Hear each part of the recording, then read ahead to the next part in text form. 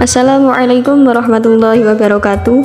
Kita saking kelas kalih welas IPA Madrasah Aliyah Sabilul Muttaqin badhe mraktekaken caranipun ngagem sinjang utawa jarik lan kendhit ing busana adat Jawa. Tepangaken kelompok-kelompokipun.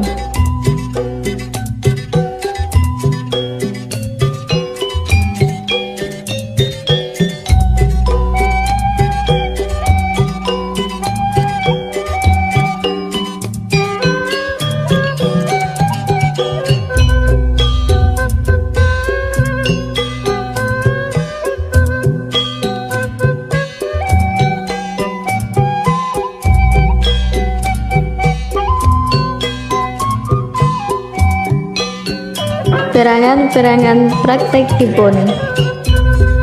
Setunggal sinjang utawa jarik. Kalih kendhit utawa benting. 3 jarum pentul utawa cepet jiting. Sugeng hamirsani. Caranipun ngagem sinjang lan kendhit yaiku jarike diwiru rumiyin. Tiyang kangkung wiyaripun wiru yaiku 7 cm menawi tiyang istri wiyaripun 3,0 cm.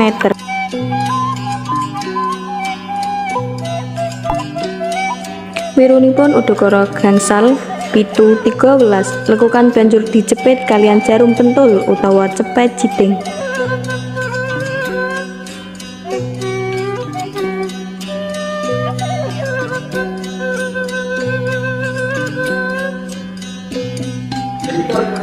Wirunipun sinjang dipaske wonten tengah antawis niaderen ing pusat puser dumugi samparan sainggile pala. Banjur sinjang diubengaken ing awak.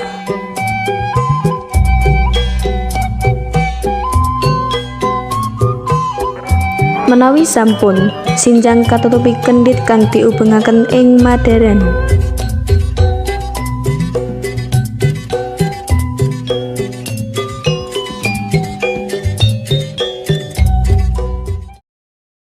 Hasilipun inggih menika.